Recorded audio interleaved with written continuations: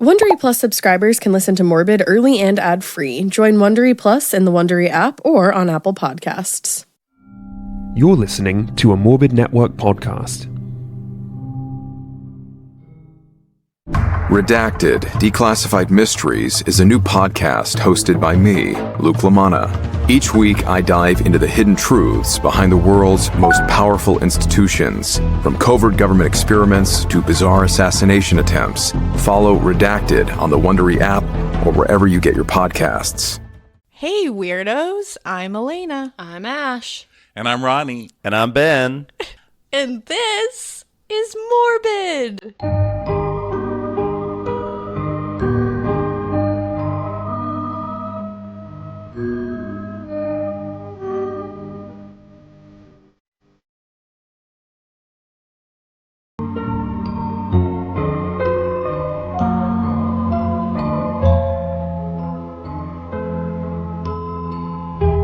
It's a mashup, Morbid. It's Morbid.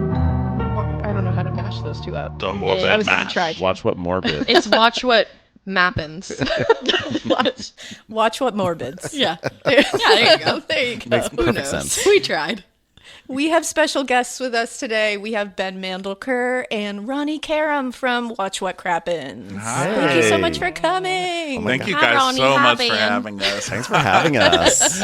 Hi, Lena. Hi, Ish. You are always welcome here. I think everybody who's listened has heard us both recommend Watch What Crappens probably a zillion times. Probably during this from the podcast. beginning Yeah. of the show. Oh, thank you. Thank Literally. you guys so much for doing that. We love your show. I love murders, and I've gotten really addicted to listening to your show. I love that. That- Jinx. I love that. Love that. Love that. That honestly, I love that.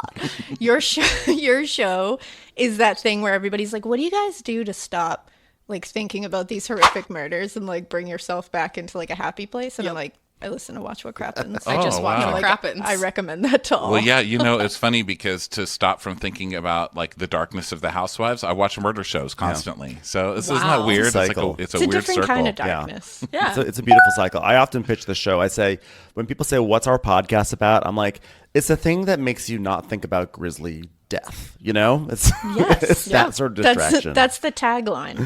Watch What Crappens will make you forget about grisly murders. Make that your new description. Watch what on Apple. crappens. No one dies. Until it drives you back to the promise. murders. Except Exactly. almost Lisa Rinna's mother. Yes.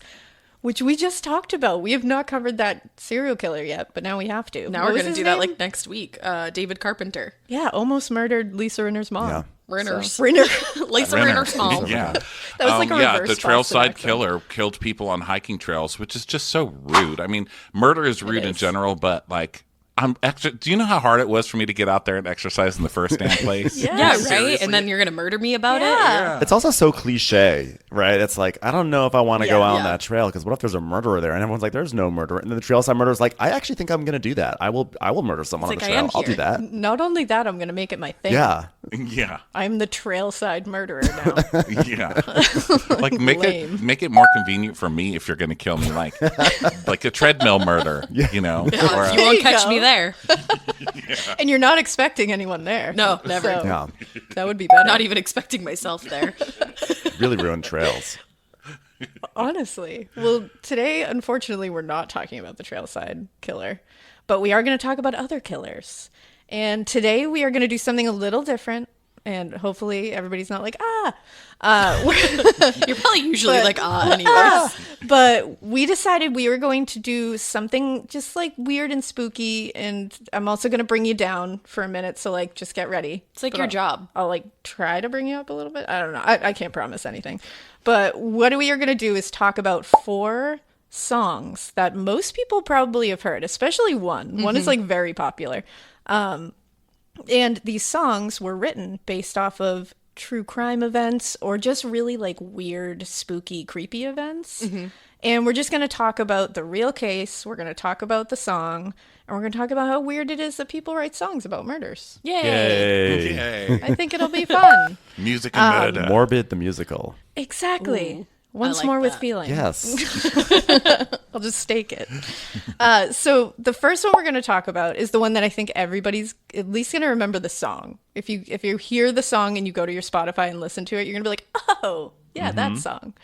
It's The Way by Fastball.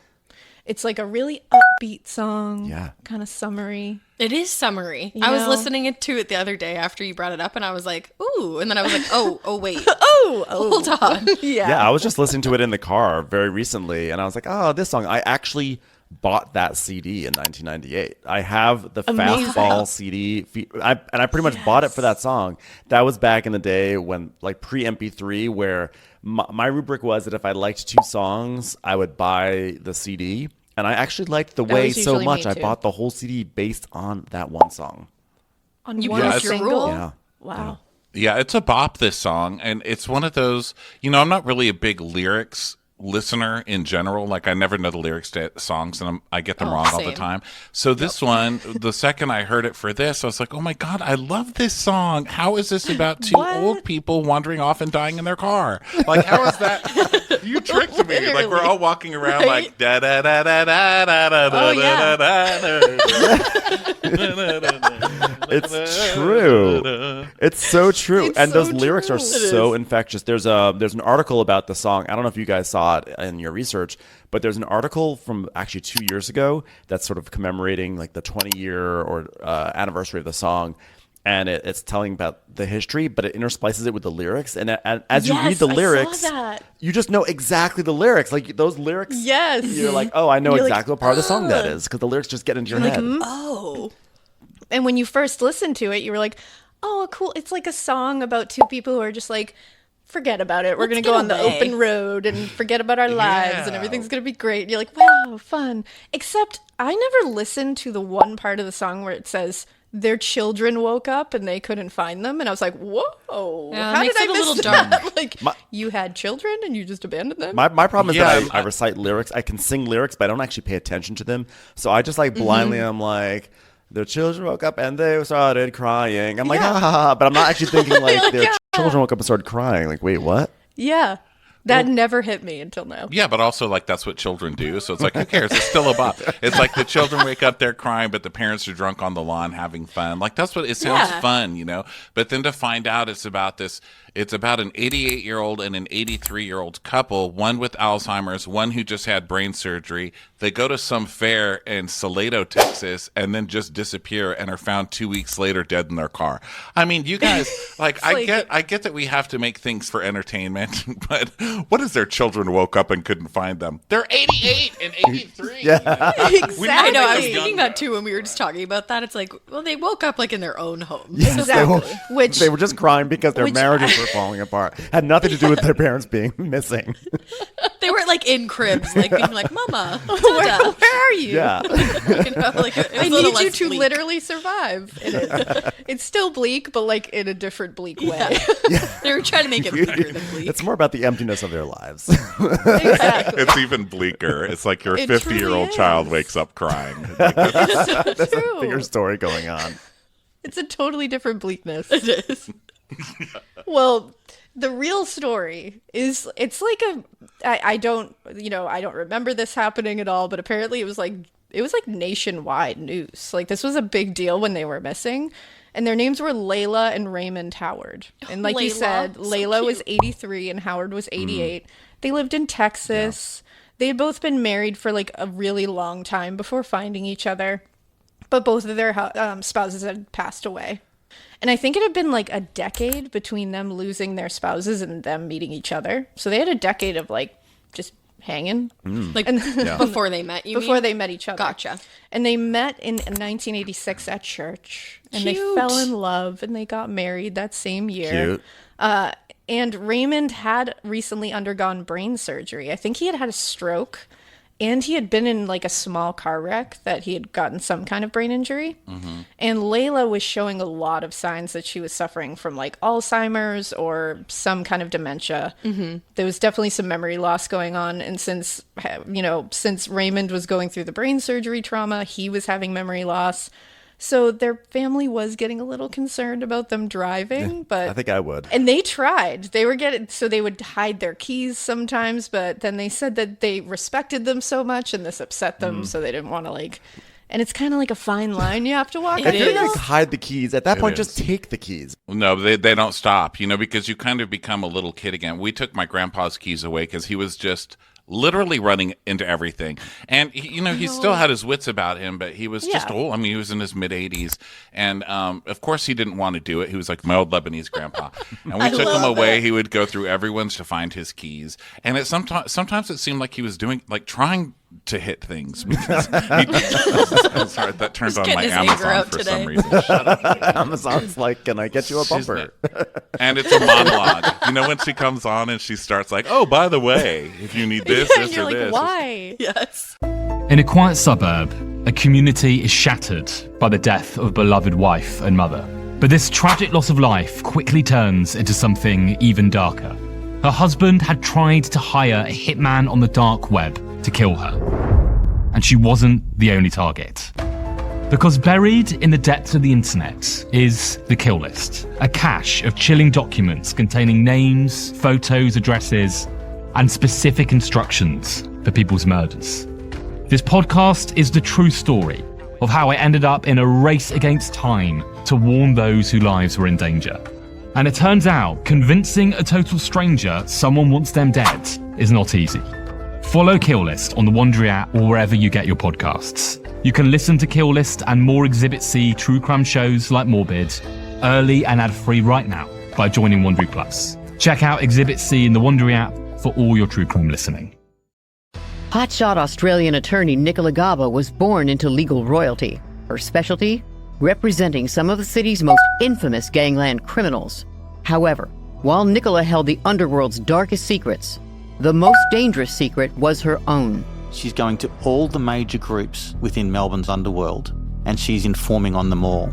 I'm Marcia Clark, host of the new podcast, Informants Lawyer X. In my long career in criminal justice as a prosecutor and defense attorney, I've seen some crazy cases, and this one belongs right at the top of the list. She was addicted to the game she had created. She just didn't know how to stop. Now, through dramatic interviews and access, I'll reveal the truth behind one of the world's most shocking legal scandals. Listen to Informants Lawyer X exclusively on Wondery Plus. Join Wondery Plus in the Wondery app, Apple Podcasts, or Spotify, and listen to more Exhibit C true crime shows early and ad-free right now.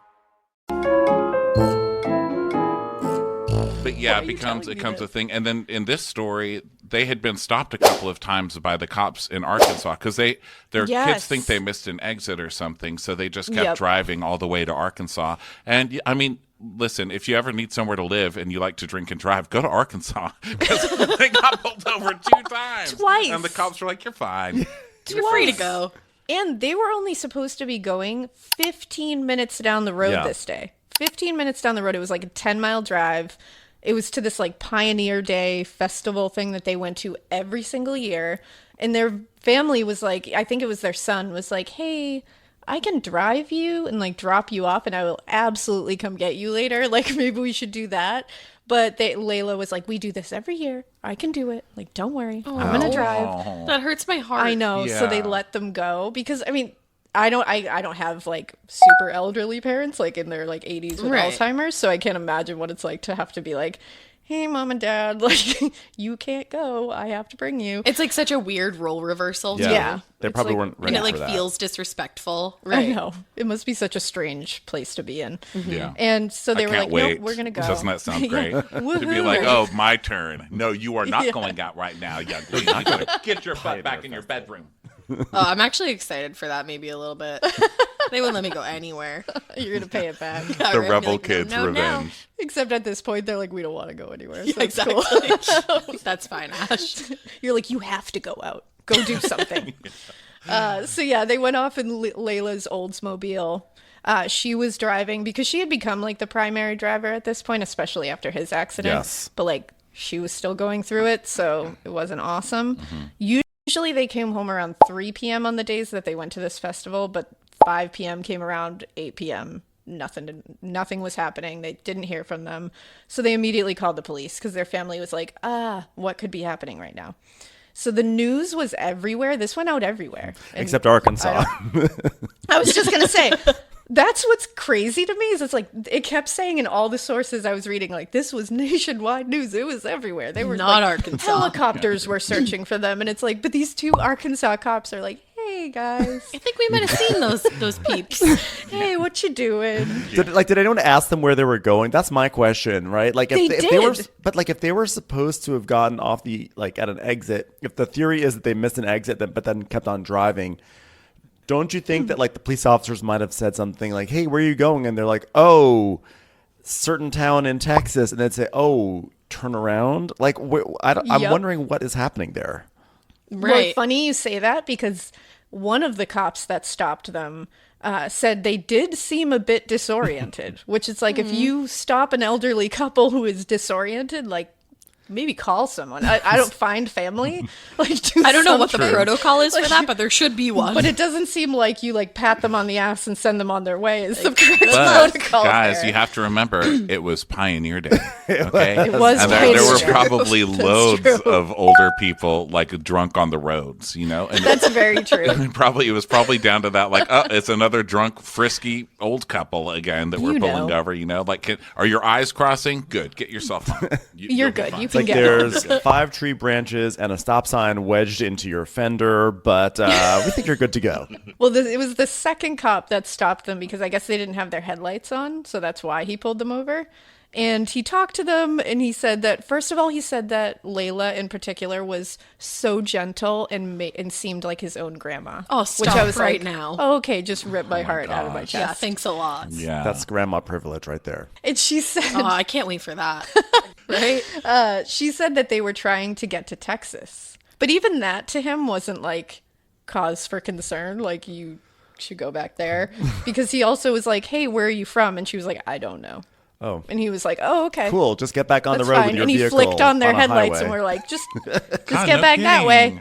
She Yeah. said she didn't know where she was from. Bless her like heart. that should have ding ding ding. Like and did you something. say he flicked on the headlights? He flicked on her headlights for her and was like, oh, there you go. Like try. I guess that was like, let me help you out there, man. Here you go. Let me not just like drive you to where you're supposed to go. Well, stuff, you know, in his defense, which I don't know why I am, just for fun. Go on. Devil's things advocate. were very different back then, you know, as Yeah, far as like, you know? it was a headlight you had to actually switch on. It's not like now you get on and everything turns on, and then if you don't have your That's seatbelt, true. it's like ding, ding, ding, ding, ding. It wasn't the automatic headlights that go on. Right. If you miss your exit, your car's like, idiot, make a U-turn. Idiot, make a U-turn. Like back then, you had to have maps and memory. And It just seems like people get arrested for far less than what these couples like. There are certain people in this world who, if they have one fraction of those things that they do on their on their pullover, it's not going to end in the same way. They would take a little more time.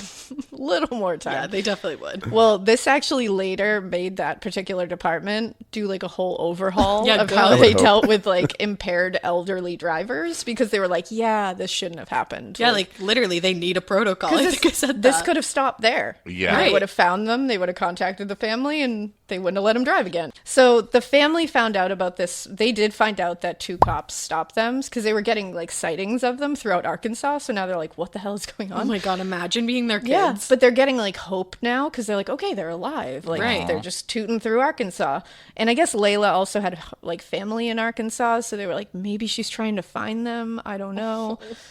They made like a lot of different drives to Arkansas themselves to try to look for them. They couldn't find them. 11 different states were looking for them at one point.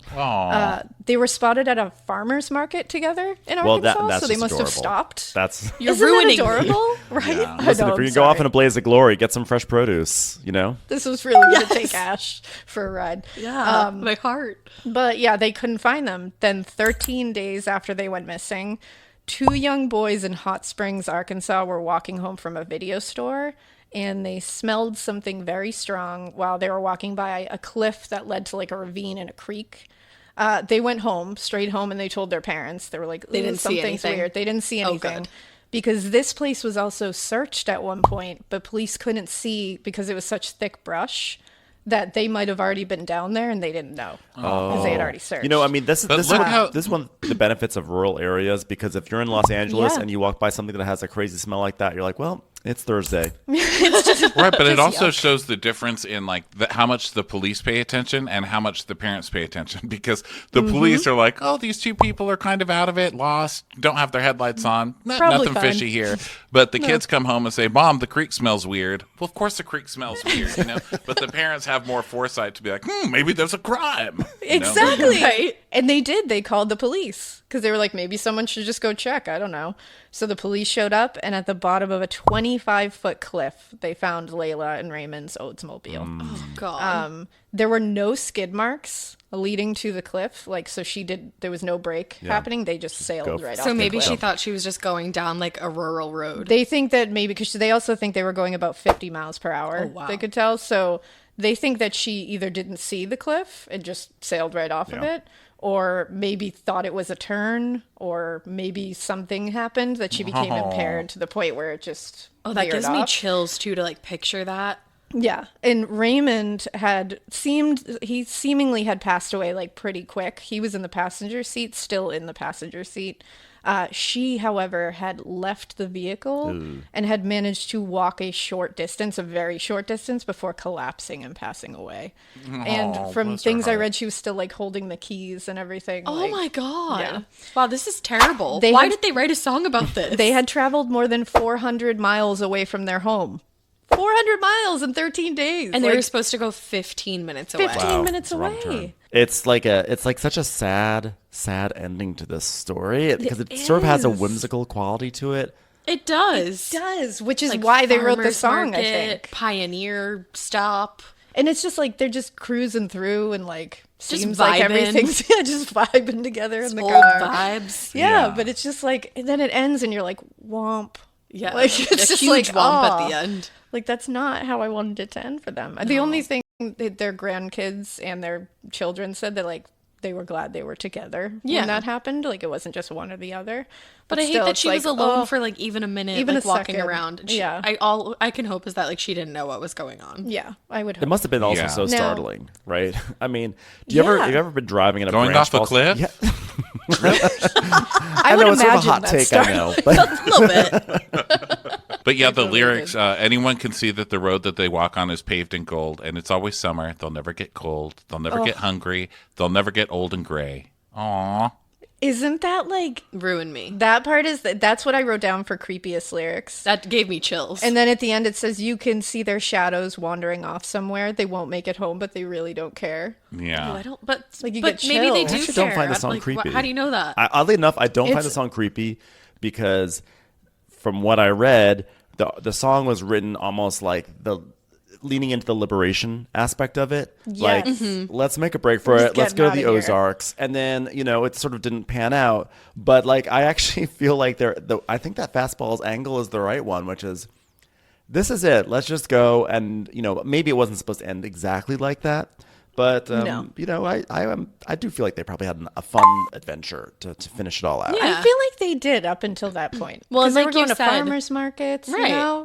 Yeah, they actually wrote it during the search, the 13-day search, because I think their manager had told them, because I think they were like kind of like stuck lyrically. And so their manager was like, hey, you should look at the newspaper or the news and like get inspired by things, which is like strange, but it worked. They're like, I guess it makes sense though. stock it makes market, sense. stock market. You're like, no, keep looking. Gas prices are up. No, keep on looking. So Tony Scalzo, I think his name is, the lead singer of Fastball. He said, quote, he opened up the newspaper because he was like, all right, I'll do it. And he said, I looked in right away. The story sort of stuck with me. It was sort of an ongoing story. Still no developments in the case of the missing couple.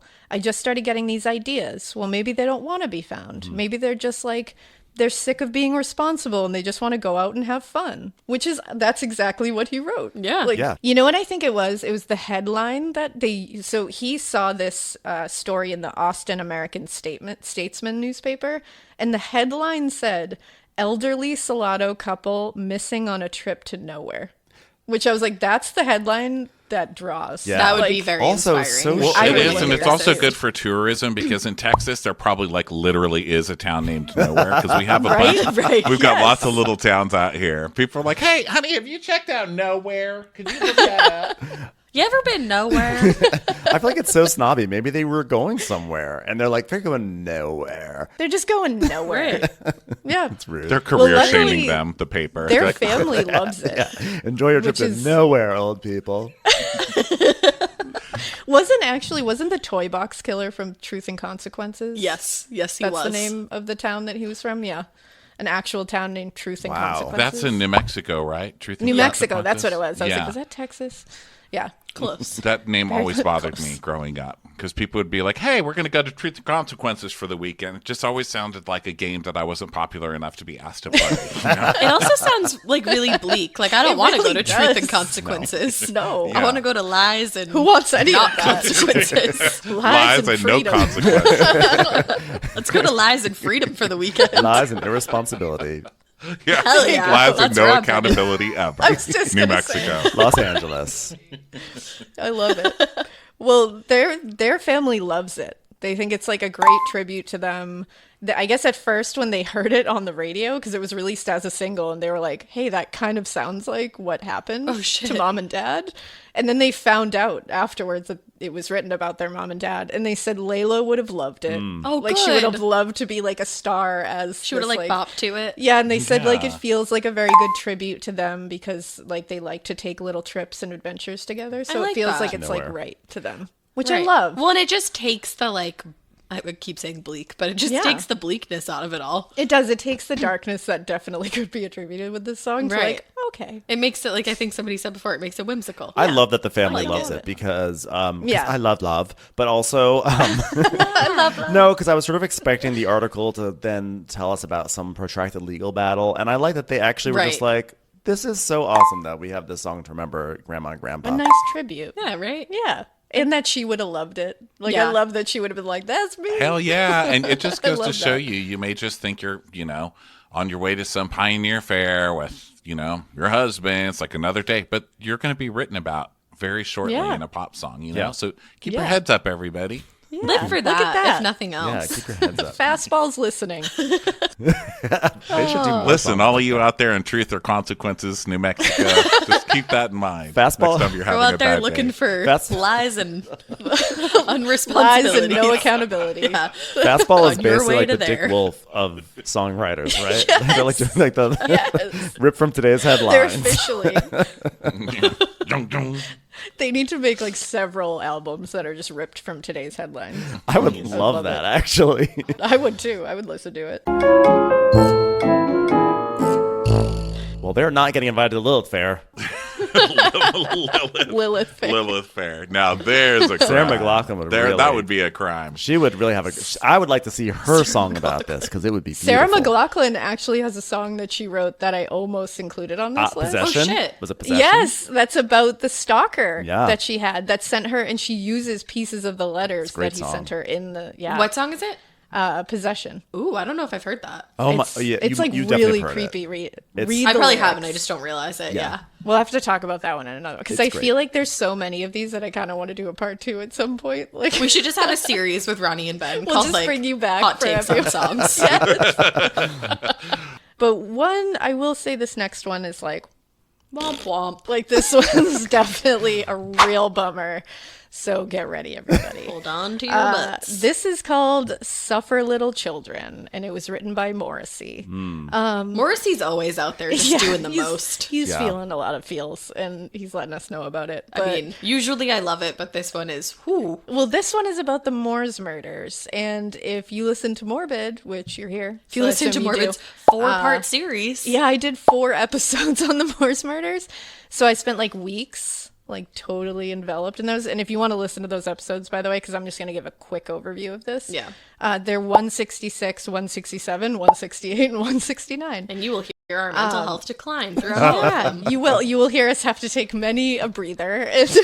Watch many a Bravo shows and listen to many Watch What Crappens episodes. Oh, we definitely recommend you guys in one of those episodes. Absolutely. We're like, I'm just going to go listen to Ronnie and Ben. I gotta go. Well, this lady, Myra Hindley, does have Dorinda hair. She does. She also has like a kind of Dorinda-esque face, like somewhat. I never really noticed that, but now, I hate it. She does. I hate that. Not my girl, Dorin. No, definitely not Dorin. It's literally the same hairstyle.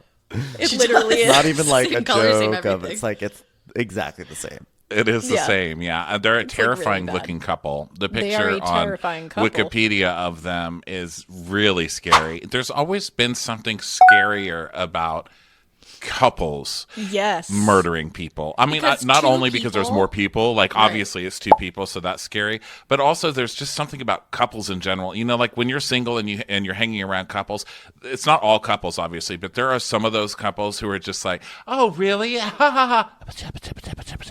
And only like they only talk to each other or they give each other these weird looks while you're there, and it's there's just something, there's always that feeling of I could be murdered. Right?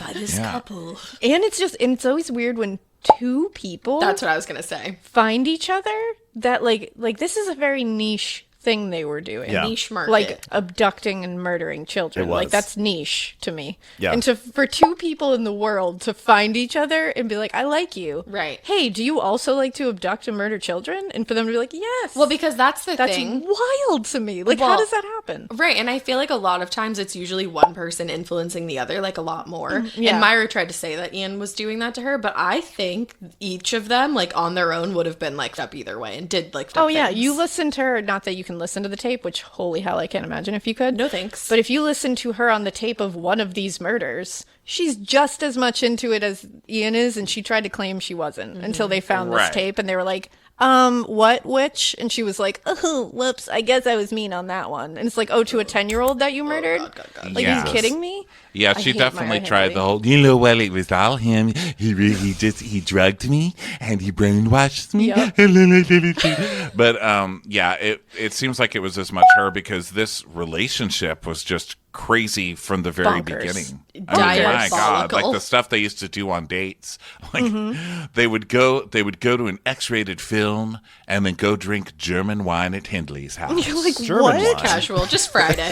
Just real casual. Would you like to go watch an X-rated film this weekend with me? I've got some wine. Well, and it's Play like some the First whole... Line or whatever it's called.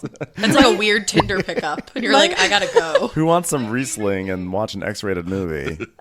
They always talk about it like they're like what everything I read about them, they're like, well, Ian was so like handsome and charming, which I'm like, where? Like, what? Right. Show me. That ain't At it. what angle? Like, and then they say that like Myra That's was true. this ugly bridge troll, which like she was. Absolutely. But like, but they're always just like, I can't believe that Ian would like take her into this. And I'm like, what? The He's two a of them child together? rapist. Like, Yeah. why are we putting him above her? They Yeah. did, First of though. all, they are on equal playing fields of gross. Everybody's always angrier at the woman. It's like a society thing. Oh, it's so ridiculous. Yeah, people feel more betrayed by that. I'll give like super, like, I'm not going to go super into the details of it because like my brain literally won't go back Yeah, into I can't those. go there. Even you just like referencing that tape, I was like, I closed my eyes for a second Yeah. to go somewhere else. It's Well, a like lot. this is one of their dates, okay? This is some of their dates.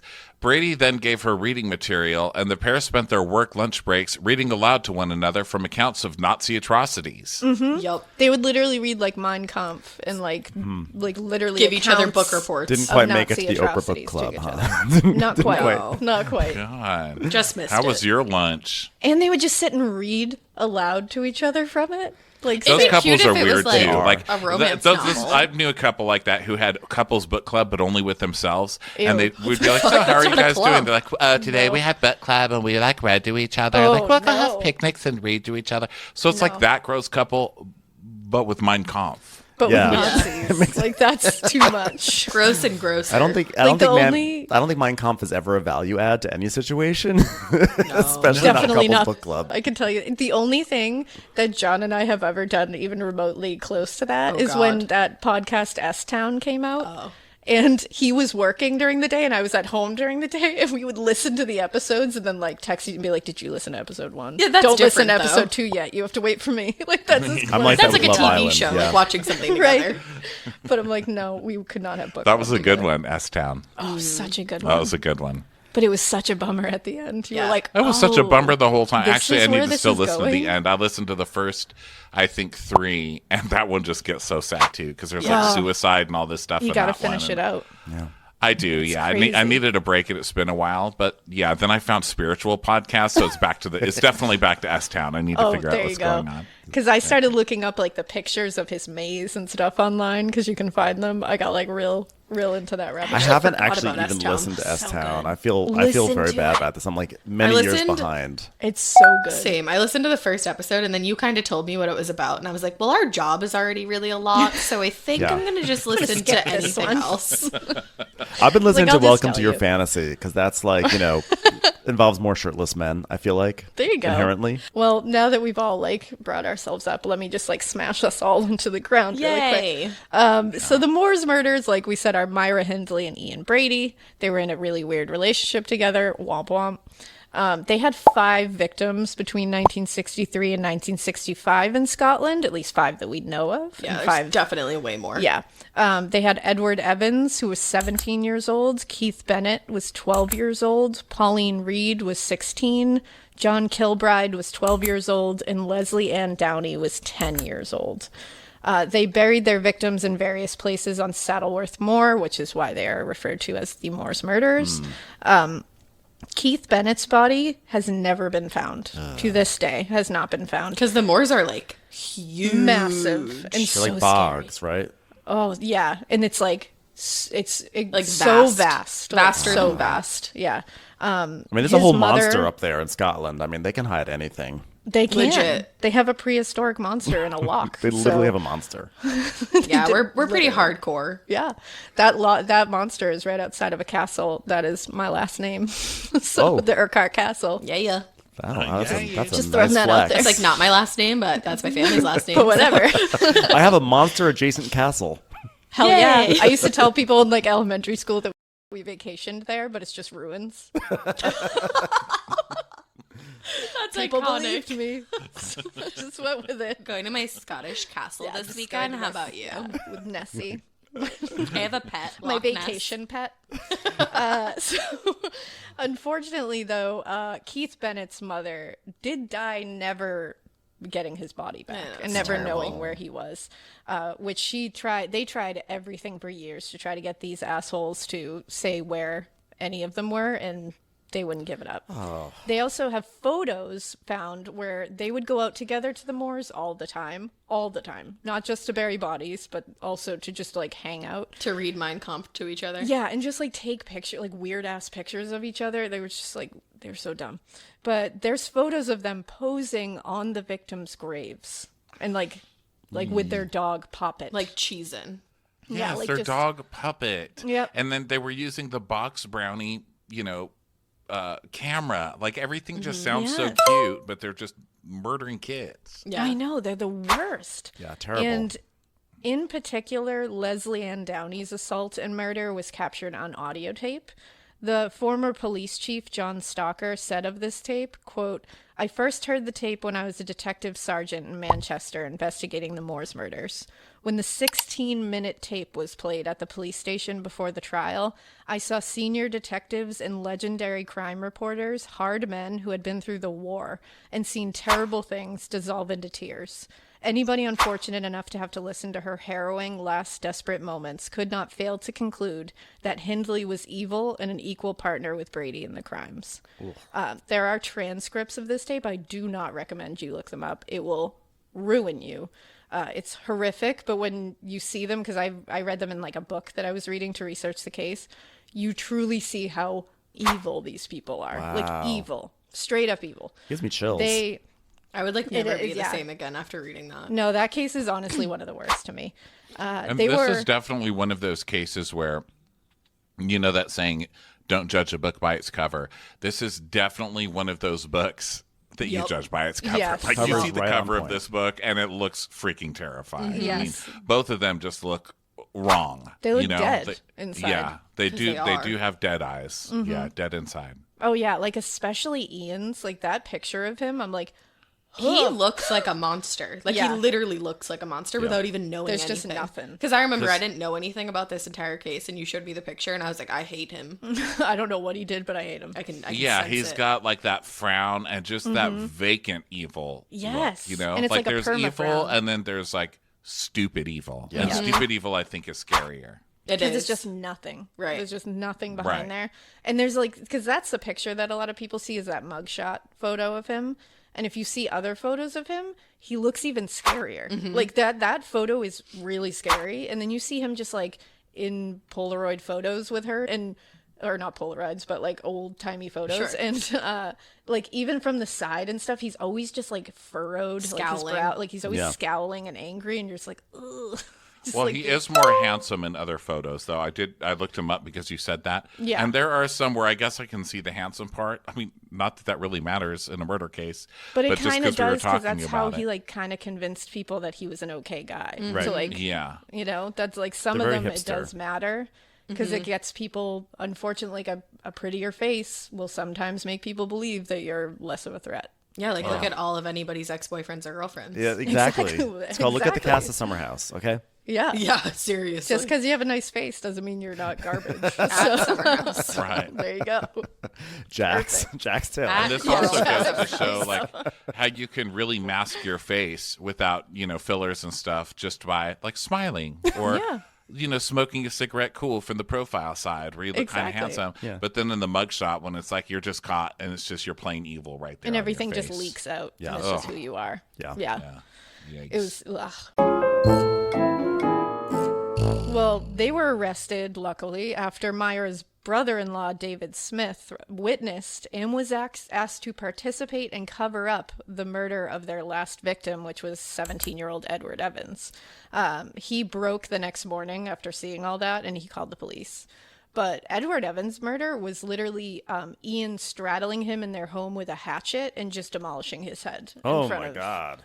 David. And then just being like, David, I need help because I hurt my ankle while I did this, so I can't carry him by myself. Literally. And this sounded like they were kind of trying to bring him in, right? The brother. They were. Because Yeah, they were gonna he try had to met have him her help. brother, and then the brother and him got along really, really well. Yep. And then the brother was kind of jealous of their relationship because he liked him so much. Yep. And so they would try, they would go to the, what is it, like go to the lake or whatever and hang Yeah. out all the time. And Ian was always buying beers and stuff. And so it looked like they were kind of grooming this guy. yeah. They definitely And then were. it went south. Yeah. But Myra was not into it at all. She didn't want yeah, him who coming wants in their because brother? You don't want to add Like more your people to your brother-in-law. murder scheme. Well, and she was actually thinking that way, which shows like how when she comes Diabolical out she later and was. is like, "Oh, I didn't know, and he just made me do it," meh. And then you find out that she was like, "No, I don't want him in here because we'll get caught. I want it just to be you and I doing this, so that we can keep doing I want us this. to keep like murdering children forever and ever, and he's gonna ruin it." And it's like, and then later she's like, "Ooh, it's like, no, you can't have it both ways, man." Yeah. It's really hard when you mix family with, business, right? With It Moida. is. It really is. And luckily, though, they chose the wrong guy, and he Yeah, could not handle thankfully. it, and Oh my was goodness. not into it. And he called the police from a payphone down the street. They're both dead now. Whoop whoop. They both died in prison, serving life sentences. Myra tried desperately to be released several times. She wrote notes to the victims' families, like the monster that she is. She wrote a note to Leslie Ann Downey's mother, who had to identify her 10-year-old baby on that tape, like begging for her, and had to identify her that way. She had the audacity to write her a letter and be like, "I deserve to be let out." I'd be like, "Can I kill her with my bare hands?" Like, And yet just she let wouldn't me- say where the dead body was of that one guy. but wouldn't say where Keith Bennett's body is. Yeah. Yeah, the most depressing thing about their deaths is reading how they died. His was Hindley. No, this is hers. Chronic obstructive pulmonary disease.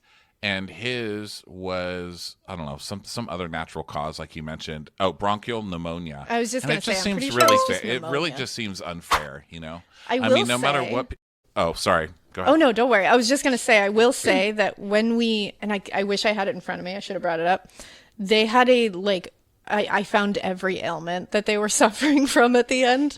And both of them were suffering from several different, Crazy shit. crazy leading up to their deaths. So I hope that they suffered. It like makes you believe a little bit more. Okay, that's a better way to look at Yeah. it then. Thank you. Because I wanted to give you that. No, it's true.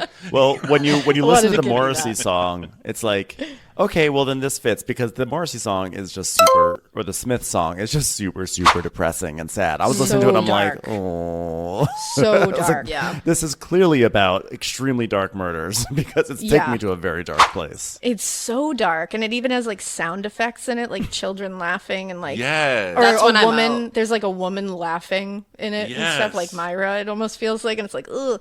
It But just it was really disturbing because some of them are like we were saying earlier, like fun bops, you know, and then Right. you get Yeah. to this one and there's like no mistaking that it's about killing children. It's Yes. like little Literally. Eddie with your heady, let Yes. me kill you. Don't. That's literally it. It's a literal. And you're like, okay. whoa. That's the thing. And, you know, John Kilbride's grandfather hated this song. Of course. Hated Morrissey, hated this song, was not happy about it at Well, all. and I'm sorry to interrupt you, but you have to wonder, in what situation are you putting this song on? Well, that's the thing. Like, What situation do you feel like you you're need just to listen sitting, to this? listening to this song. Like, I guess if you really want to go into like a dark place, like you're Yeah. looking Dinner to- party music. Yeah, Like, hey, Right? guys. Like, you don't just toss it on. I'll listen to like for a a good date. sad song, but Yeah. it's usually like not not about child murder. Yeah. Hey, new neighbors. Welcome to my home. right? But it's so Morrissey, right? It's like It so. is. Of course, Morrissey has a song called "Suffer Little Children." Of course, he does. Of course. It is, yeah. That's the other thing. The name alone is like, ooh. Leslie Ann Downey's mother, though, she at first was like, ooh, I don't know. And then they became friends.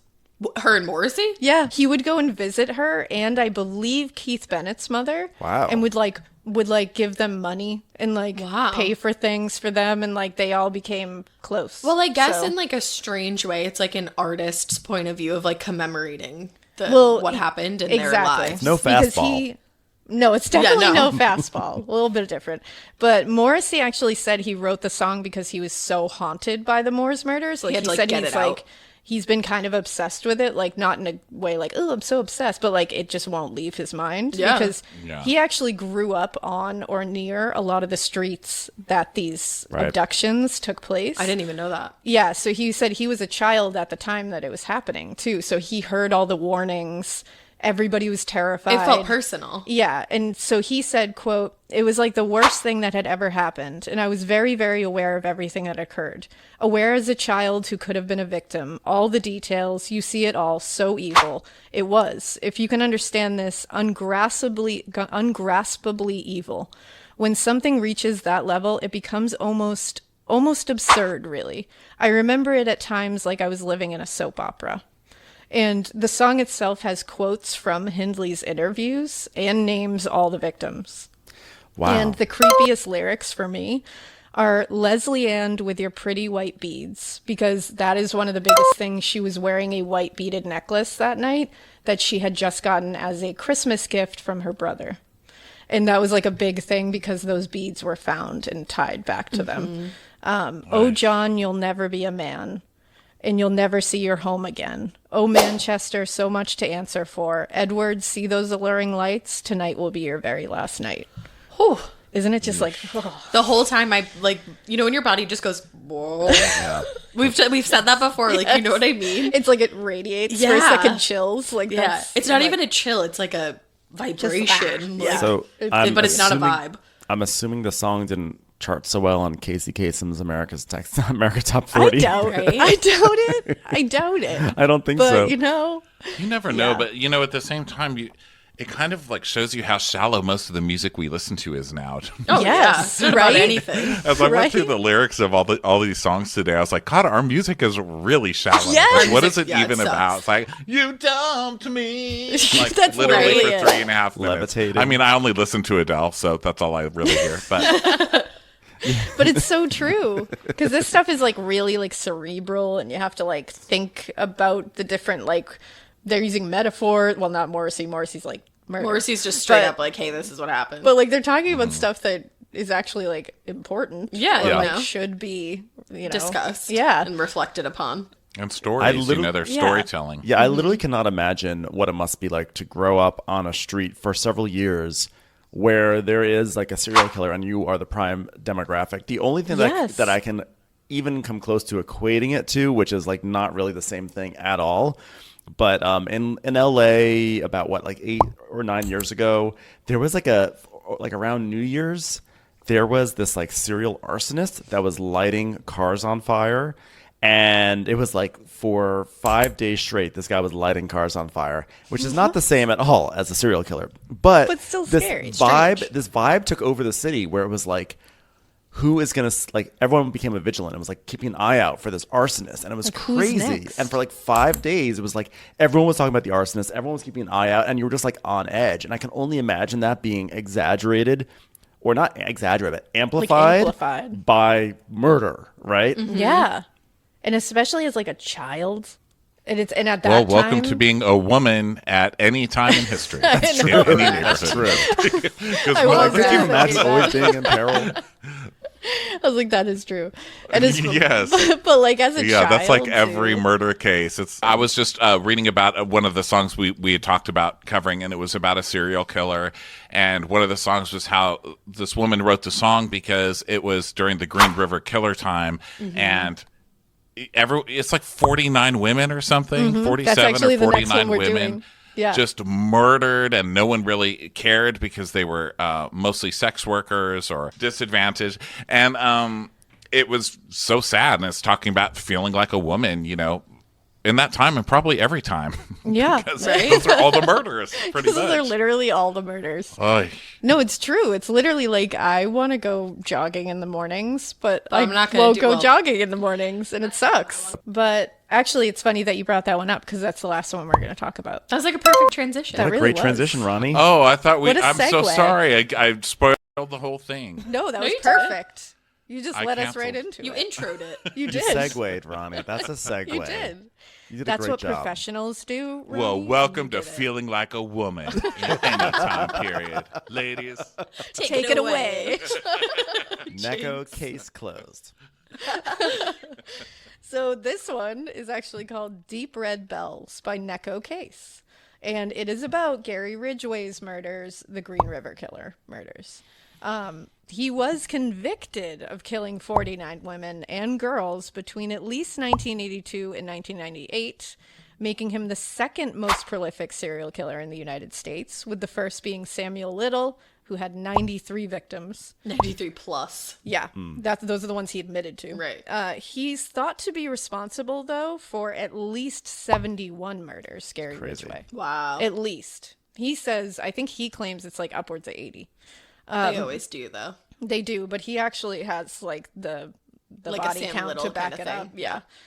Most of these victims were teenage girls and runaways. They were also workers who he would strangle manually, sometimes mechanically with a ligature, and then dump them in like wooded areas or creeks or the Green River. This was in Washington State. He would also come back to the bodies many times to rape their corpses. Oh. He got his nickname from the press because the first 5 victims they found were in the Green River. And the thing is also, it was this guy, right, who he was actually the suspect right away, but they just didn't have the evidence. nothing It's to like a hold him. full-on movie, right? Like this is It really the thriller is. movie where some movies are whodunits, but this is the one where it's like you know who the killer is, but they can't make the case yet, and so the killer Yes. it's usually like Jared Leto or something, and he kind Yes. of like taunts you and everything, and they bring him in for questioning, and he smirks like at the the little camera. things. I was just Yeah. gonna say, yeah. Yeah. Oh, such a good movie. And that's what this is. They took like a swab, so they had DNA, but they didn't know what to do with it at that point. Right. Luckily, I mean, at least they later- did that. Well, thank goodness they did it, because it's what got him caught later. This is also like the highest requested morbid case. We haven't done this one. Oh yeah, and I should say, I'm going over this really quickly. We are covering this on an episode, so like don't Stop worry. yelling at us. This isn't the only time you're going to hear this, and I'm not just going to like flow through it really Yeah. quick. We are going to cover it. It will be several parts. Don't worry, it's coming. Great. I just have to get my mind in the place to like spend Yeah, a lot no of time kidding. with him for. Yeah. a little This bit. is also another case of judge the book by the cover, because this guy is scary looking. This is like Dark Alley run the other way. He was scary Really? looking when he was younger. He was scary looking when he's older. There's no point in his life he was not a serial killer. Stayed on that scary level. Yeah, he really did. Oh. Serving scary realness. He's so gross. Some He's so some gross. people just really Like they really radiate land it. the role. They just are like, Yeah. I'm gonna be a serial killer, and I'm just gonna really lean into it with my life. Oh yeah, like you the know? Night Stalker. Oh, he committed. Yeah. Even the bad breath. It's so gross. People describe his breath as wet leather. Ugh. That freaks But you know what? Like But you know what? Also vomition. about the Green River Killer. Oh, you know that some like super famous actor cannot wait to ugly themselves up to be this Oh, role. hell yeah. Like, They live for that shit. You know, Absolutely. Matt Damon wants to like do like the bald thing with his head a little Yep. bit and do like a little bit of a mustache and be like, Yes. bro, I'm the Green He's River ready. Killer now. Now He's that so you said ready. it, though, I want Jared Leto. I need to see him play another serial killer. I don't think he'd be good for this one. This might be a Jesse No. Plemons sort of role, perhaps. Oh, yeah, that's a good one. Mm-hmm. I could even see this might be weird. I feel like Edward Norton could do it. Or maybe You a know, I strange can turn see from a little Robin Adam Driver maybe.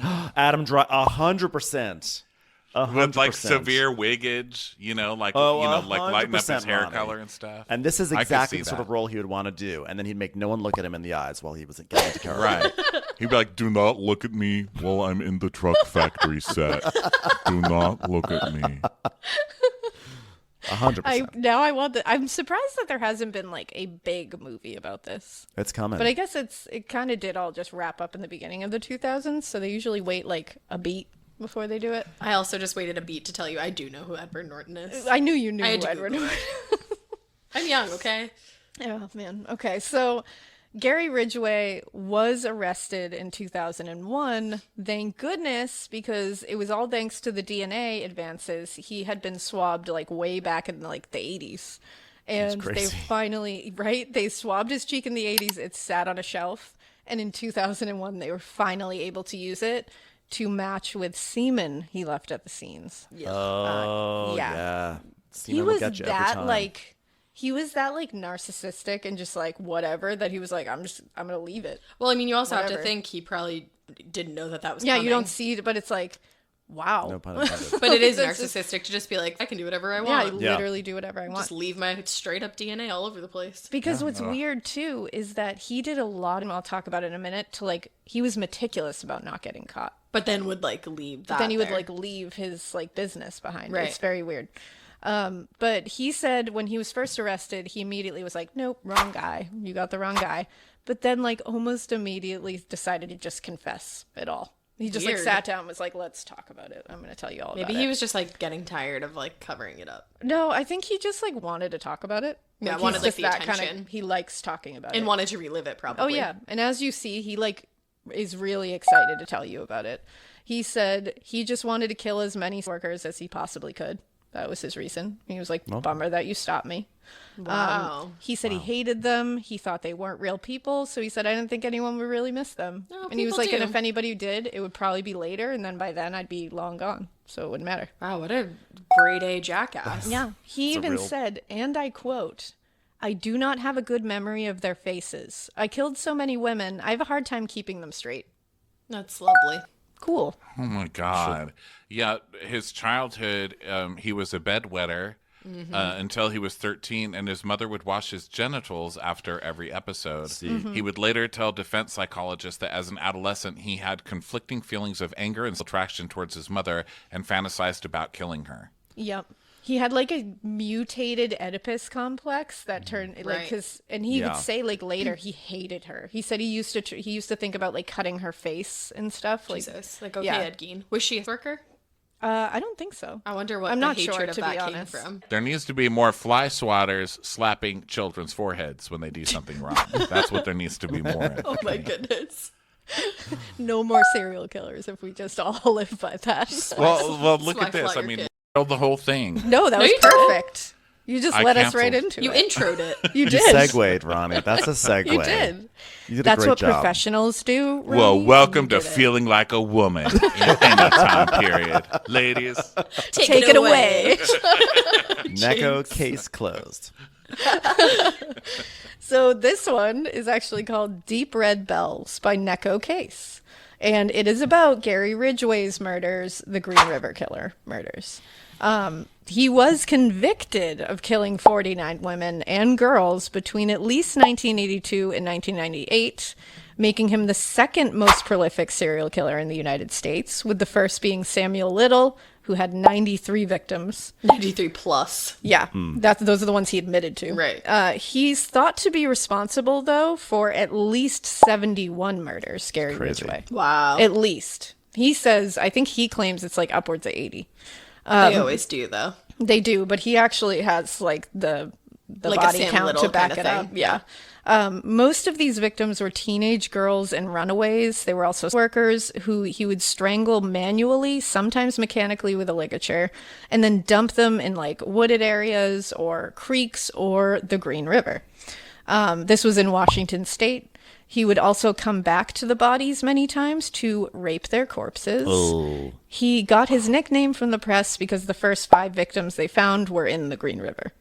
And the thing is also, it was this guy, right, who he was actually the suspect right away, but they just didn't have the evidence. They had nothing. It's like a hold him. full-on movie, right? Like this is It really the thriller is. movie where some movies are whodunits, but this is the one where it's like who the killer is, but they can't make the case yet, and so the killer Yes. it's usually like Jared Leto or something, and Yes. they kind of like taunts you and everything, and they bring him in for questioning, and he smirks It's like at the the little camera. things. I was just gonna say, yeah. Yeah. Oh, such a good movie. And that's what this is. They took like a swab, so they had DNA, but they didn't know what to do with it at that point. Right. Luckily, I mean, at least they later- did that. Well, thank goodness they did it because it's what got him caught later. This is also like the highest requested morbid case. We haven't done this one. Oh yeah, and I should say, I'm going over this really quickly. We are covering this on an episode, so like don't Stop worry. yelling at us. This isn't the only time you're going to hear this, and I'm not just going to like flow through it really quick. We are going to cover it. It will be several parts. Don't worry, it's coming. Great. I just have to get my mind in the place to like spend Yeah, a lot no of time kidding. with him for. This is also another case of judge the book by the cover because this guy is scary looking. This is like Dark Alley run the other way. He was scary Really? looking when he was younger. He was scary looking when he's older. There's no point in his life he was not a serial killer. Stayed on that scary level. Yeah, he really did. Oh. Serving scary realness. He's so gross. Some people just really they really radiate land it. the role. They just are like, Yeah. I'm gonna be a serial killer, and I'm just gonna really lean into it with my life. Oh yeah, like you the know? Night Stalker. Oh, he committed. Yeah. Even the bad breath. It's so gross. People describe his breath as wet leather. Ugh. That freaks But you know what? Like but you know what? Also vomition. about the Green River Killer. Oh, that some like super famous actor cannot wait to ugly themselves up to be this Oh, role. hell yeah. Like, They live for that shit. Absolutely. Matt Damon wants to like do like the bald thing with his head a little Yep. bit and do like a little bit of a mustache and be like, Yes. bro, I'm the Green He's River ready. Killer now. Now He's that so you said ready. it, though, I want Jared Leto. I need to see him play another serial killer. I don't think he'd be good for this one. This might be a Jesse No. Plemons sort of role, perhaps. Oh, yeah, that's a good one. I could even see this might be weird. I feel like Edward Norton could do it. Or maybe a I strange can turn see from a little Rob Adam Driver maybe Adam Driver, 100%. with like severe wiggage, like Oh, like lighten up his 100%, hair Ronnie. color and stuff. And this is I could exactly see the sort that. of role he would want to do. And then he'd make no one look at him in the eyes while he was getting into character. Right. He'd be like, "Do not look at me while I'm in the truck factory set. Do not look at me."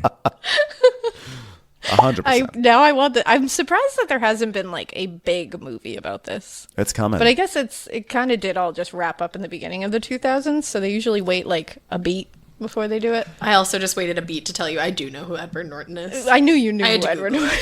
it. I'm young, okay? Oh man. Okay, so Gary Ridgway was arrested in 2001. Thank goodness, because it was all thanks to the DNA advances. He had been swabbed like way back in like the 80s. And they crazy. finally, they swabbed his cheek in the 80s. It sat on a shelf. And in 2001, they were finally able to use it to match with semen he left at the scenes. Oh, yeah. yeah. He Semen will was get you every that time. he was that like narcissistic and just like whatever that he was like, I'm gonna leave it. Well, I mean, you also have Whatever. to think he probably didn't know that was Yeah, coming. you don't see it, but it's like, wow. No pun intended. But it is That's just- narcissistic to just be like, I can do whatever I Yeah, I want. literally do whatever I want. Just leave my straight up DNA all over the place. Because what's weird too is that he did a lot, and I'll talk about it in a minute, to like, he was meticulous about not getting caught. But then would like leave that. But then he would there. like leave his like business behind. Right. It's very weird. But he said when he was first arrested, he immediately was like, nope, wrong guy. You got the wrong guy. But then like almost immediately decided to just confess it all. He just like sat down and was like, let's talk about it. I'm going to tell you all about it. Maybe he was just like getting tired of like covering it up. No, I think he just like wanted to talk about it. Yeah, like, wanted like the attention. He likes talking about it. And wanted to relive it probably. Oh yeah. And as you see, he like is really excited to tell you about it. He said he just wanted to kill as many workers as he possibly could. That was his reason. He was like, bummer that you stopped me. Wow. He said he hated them. He thought they weren't real people. So he said, I didn't think anyone would really miss them. No, and he was people like, do. and if anybody did, it would probably be later. And then by then I'd be long gone. So it wouldn't matter. Wow, what a grade A jackass. Yeah. He even said, and I quote, I do not have a good memory of their faces. I killed so many women. I have a hard time keeping them straight. That's lovely. Cool. Oh my God. Yeah, his childhood, he was a bedwetter until he was 13, and his mother would wash his genitals after every episode. He would later tell defense psychologists that as an adolescent, he had conflicting feelings of anger and attraction towards his mother and fantasized about killing her. Yep. He had like a mutated Oedipus complex that turned like and he would say like later he hated her. He said he used to think about like cutting her face and stuff. Like, Jesus. Like, okay, Ed Gein. Was she a worker? I don't think so. I wonder what I'm the not hatred sure, of to that be came honest. from. There needs to be more fly swatters slapping children's foreheads when they do something wrong. That's what there needs to be more of. Oh my goodness. No more serial killers if we just all live by that. Well, look at this. I mean, Kudos. I'm just like, yeah. I know, but it's like only thinking up to a certain point because then they're like, wow, so this guy has brand new tires on his truck. Right. Let's check tire stores. Why does this guy have new tires every week? Yeah, right. Yeah. Weird. It's like you kind of just put yourself into a worse That position. is true. You almost start calling attention to it at that point. yeah. I mean, Right. the most amazing part is this DNA situation because he is so meticulous about giving red herrings and literally covering his tracks, but then he just like leaves like just a big old clue. Like it's not even like, wait a second, we realized that the light bulb was from 1933 instead of from 1935, and that couldn't be possible. It wasn't like one of those like moments where like House MD figures it all out. It's like literally like, oh. They're literally like, oh, just get that sample we took from like this part. Oh, okay, we got him. Science Boom, caught boom. up. Okay, great. Yeah, it's insane. That's why it's so weird to me that he just was like, oh, very careless about that. But I think it was part of his like narcissism and like nothing's ever going to happen that I would be caught. So I'm just gonna because DNA testing didn't happen until later, right? Yeah, way Is that later. what it was? Yeah, it's like everyone who anyone who made porn in the 80s and thought it was never going to come back to haunt them because you have to go find on VHS. Exactly. It's like, congratulations, the internet. You can find it. Well, when DNA testing became really popular and started being introduced in court cases and stuff, and I remember everybody saying like, oh, no one's going to get away with crime now because all they have to do, but then you just get so much more creative about it, you know, and now there's cameras everywhere, and now your phone tracks wherever you are, your car tracks wherever you are, so it seems like it would be much harder. But it really does lead to smarter criminals, I guess. Because I mean, they have to be you like have to learn how to get away. about it. Yeah. But well done, guys. Well done, criminals. You're doing great out there. Thanks so much. Keep on keeping on, I guess. I'm proud of y'all. Well, and he might Keep have killed innovating. people up to like 2000. Yeah. Because he was arrested in 2001, and they said he could have still Probably been 2001. in the 90s and everything. So when DNA was a thing, he could have still been doing this and not caring, which is gross. Yeah. Oh, wow. But the song Deep Red Bells is written to, like, the song is supposed to be singing to one of his victims. That's so eerie. And it's not like one in particular, it's just to In them general. all. It was written before Ridgway was arrested. So they didn't even know who he was yet, but they were just writing it for the Green River Killers victims. And the singer wrote, the news definitely made the distinction that these women were workers. In fact, they didn't talk about them like they were women much at all, which made me feel really bad for the women. These women's lives just never seemed that important. They weren't really made that important on the news. It was all about fear. I guess this song is basically me thinking, what are their lives? What would their families do? And in it, like one of the song, the lyrics in it that like gave me chills was she writes, when spreckled fronds raise round your bones, who took the time to fold your clothes? And it's like her being like, they're people. Like someone took the time to take care of them at one point. Like maybe think of them that way. They have And families, it's, parents, and yeah. everything. Yeah. And also, I think that he was arrested not very long after the song was released, like maybe a few weeks, maybe a few days. And she said Neko Case. Is it Neko Case or Nico Case? Neko Case, I think it's Neko. Well, we're about to find out. That's what I've been I was just going to find out, yeah. We'll find out. But Alexa pronounced it Nico. Oh. Nico Case. All right, well, we've been wrong. Nieko Case. She in Nieko Case. No, but she apparently he was arrested like days, maybe a few weeks after the song came out, and she apparently just like burst into tears because it was like she said that like a weight was lifted off her shoulders and she was able to start a new chapter of her life. And I remember when I read it, I did think like, you know, I didn't disregard it, but I was like, wow, that seems sort of dramatic. But then I did like not to center it around me, but my only frame of reference was that arson experience. And it's like that I can only imagine the low level stress for year after year after year, how that really does eat away at you. And like when something like that is like it is removed, I can totally imagine that being a new chapter of your life starting up. Well, and I wonder, too, if she probably thought she was going to get some kind of relief writing it, and then she, like, felt somewhat, like, relieved, and then when he was caught, she was like, oh, this is what relief feels like, and, like, compared the two. Yeah. I was going to say Plus, the act of writing the song probably took her into that place. Much Absolutely. than if she was just like, it was a thing in her life. Like, probably like sitting there, writing the lyrics, thinking about it. She probably had to do research. And then she had to, the recording sessions, she's singing those lyrics over and over again. So she probably was like in that song and in that world so deeply at that moment. Right. Yeah, and just that lyric, like, when speckled fronds rise around your bones. It's like, you're just picturing this woman, like somebody's daughter, like somebody who was somebody, you know, somebody who was somebody laying in a ditch somewhere alone, turning into bones while like fronds raise around her because time is just going by and no one can find her. And to get to that point too, she obviously had to think about their final hours. Like she had to do like A, B, and C. Oh, of course. And I mean, just thinking about, like, we were just talking about the Moors murders, like, that was 4 episodes, so it was weeks of research. And I remember, like, even John at one point, my husband was like, when is this over? Like, he was like, are you almost done with this case? Because I was like, John was like that. How about me? I was like, why do I have to listen to this? At night, I would literally be like, can I just tell you one more thing? And he was like, please stop. Like, I can't do these. Like, and I'm like, I can't have this just on me. I need to tell you about it. I would say that was probably one of the most haunting cases we've ever done. It was one of the heaviest. Because we usually don't do cases that where the victims are children. Yeah. And that one just... Yeah. Oof. So it's like writing a song, I feel like, is such an emotional thing, I imagine. I've never written one, but I feel like it is. So having to go deep into something like that on top of it must be insane. Yeah, where she's like in the car on the way to be murdered and all of that. It's just like, but that's a whole, that's a whole thing, a murder ballad. Yeah. They've been around for, forever. I know. There's some really crazy ones. It's crazy. I was going to say, too, like, thinking about somebody listening to that song and then becoming... Obviously, you said, like, it was a few weeks before he was found, but before you had said that, I was picturing, like, hearing that song and listening to it and then ending up being one of the victims and realizing in that moment. Yeah. Because that's happened before, where I think we did, like, the Willie Picton case... He was a serial killer in Canada, and he like attacked workers, Indigenous women, and a lot of them knew about this serial killer that was killing like one of their own and their friends and family, and they'd be saying it like, I don't want to be the next one, I don't want to be the next one, and some of them became the next one.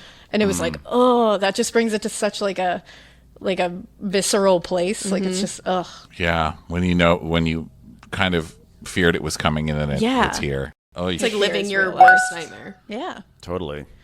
So. Oh my god. Well, that was that. So maybe we'll do a part 2 of these fun things. That's a great way to end it there. Please don't. More murder ballads soon. Yeah. We'll bring back Ben and Ronnie and make them sit through this again. More Watch What No, Crappens. this was great. I mean, it was really cool to talk about something different. Yeah. I mean, dark. It's definitely different. I know, that's kind of what we thought. keep making jokes the whole time, but that's just what we do. Of I mean, course. we'd make them, like, literally, if someone had a gun to our head, we'd be making a joke. Of course. Yeah, well, and it's never at the sick expense like that, of anyone No. I have to laugh to keep from crying. You do. Hey, that's the thing. That's what gallows humor is. Just going to say that. Oh my god. But thank you guys so much for doing this with us. This was so much fun. And plug Thank whatever you you for want. having Thank you us. so much for having us. It's been really great to meet you guys and talk to you in real life. It really It's been has so fun.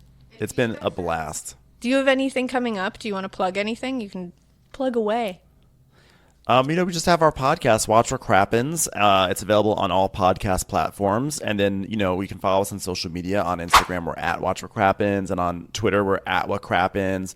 Ronnie is at Ronnie Karam on Twitter and Instagram. And I'm at Ben Mandelker on Twitter and Instagram. And, at some point, we're going to start doing some live shows again. We used to tour very frequently pre-pandemic. So, keep an eye out for that. We haven't announced we're starting anything. up around when you guys are starting back up. Let's hope. It looks like. When we hope we're starting back up. In the same city. Actually, we had tickets to your Wilbur show. We did. My husband no got me kidding. them for How my cool. birthday or something. Yep. We were so Well, the Wilbur show that's isn't canceled. It's only awesome. postponed. So Okay, that cool. show is going to still happen. Amazing. We can go to each other's Yeah, we Wilbur definitely shows. have to try and meet up Yes.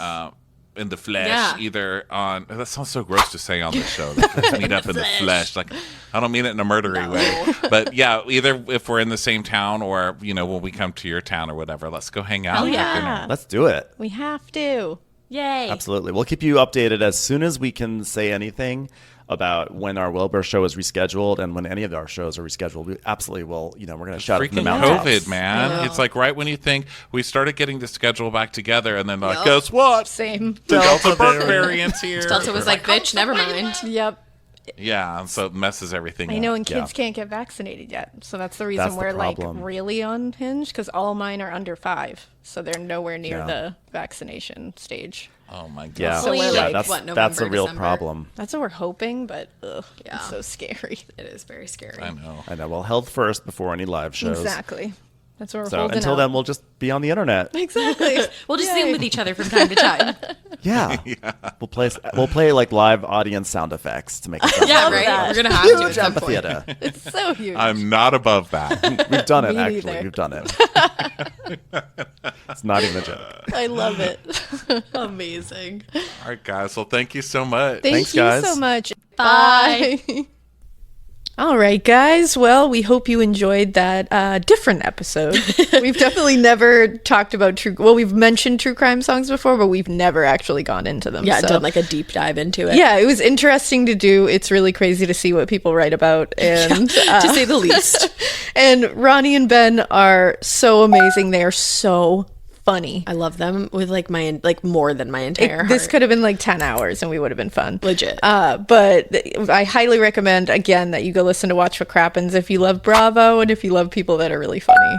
Yeah. But It's the perfect pair. yeah. And in the meantime, we hope you keep listening. And we hope you keep it weird. But not so weird that you write a song about a murderer because, maybe don't do that. don't do it. Yeah.